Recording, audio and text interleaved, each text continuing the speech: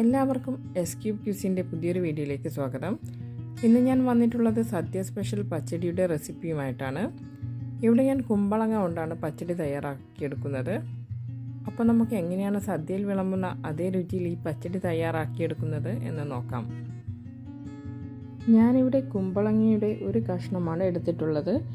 ഇതിൻ്റെ തൊലിയെല്ലാം കളഞ്ഞ് ചെറുതായി കട്ട് ചെയ്തെടുക്കണം.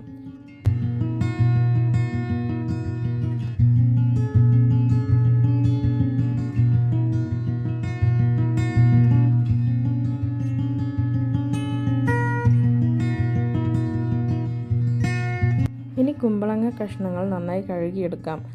അതിനുശേഷം ഇതിലേക്ക് പച്ചമുളക്, കറിവേപ്പില, ആവശ്യത്തിന് ഉപ്പ്, വേവാൻ ആവശ്യത്തിന് വെള്ളം എന്നിവ ചേർത്ത് അടുപ്പിലേക്ക് വെക്കാം.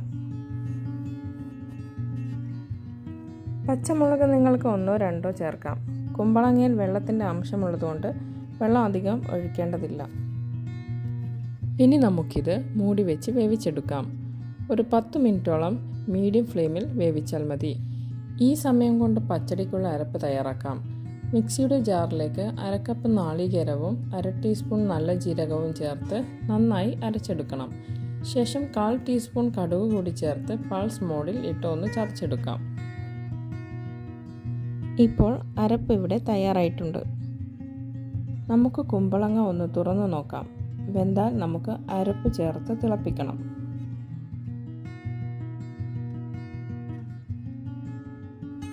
കുമ്പളങ്ങ നന്നായി വെന്തിട്ടുണ്ട്. ഇനി ഇതിലേക്ക് തയ്യാറാക്കി വെച്ചിരിക്കുന്ന അരപ്പ് ചേർത്ത് തിളപ്പിച്ചെടുക്കാം. ഫ്ലെയിം ഓഫ് ചെയ്തതിന് ശേഷം അടിച്ചു വെച്ച 1/2 കപ്പ് തൈരും ചേർത്ത് നന്നായി യോജിപ്പിച്ചെടുക്കുക. തൈരൊഴിച്ചാൽ പിന്നെ തിളപ്പിക്കാൻ പാടില്ല.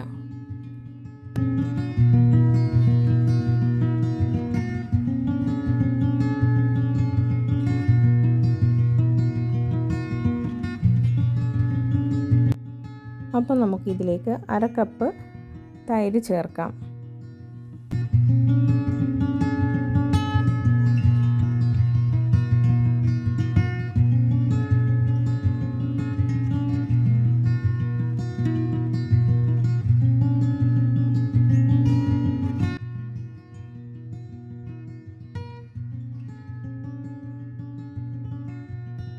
ഇനി താളിപ്പ് തയ്യാറാക്കാം.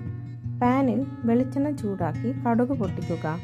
ഇതിലേക്ക് കറിവേപ്പിലയും 2 വറ്റൽമുളകും ചേർത്ത് മൂപ്പിച്ചെടുത്ത് പച്ചടിയിലേക്ക് ഒഴിച്ചു കൊടുക്കാം. നമ്മുടെ നല്ല ടേസ്റ്റി ആയിട്ടുള്ള സദ്യ സ്പെഷ്യൽ പച്ചടി റെഡി ആയിട്ടുണ്ട്. ഇത് ഉണ്ടാക്കിയതിൻ്റെ പിറ്റേന്ന് കഴിക്കുമ്പോഴാണ് ഇതിന് കൂടുതൽ രുചി ഉണ്ടാവുക.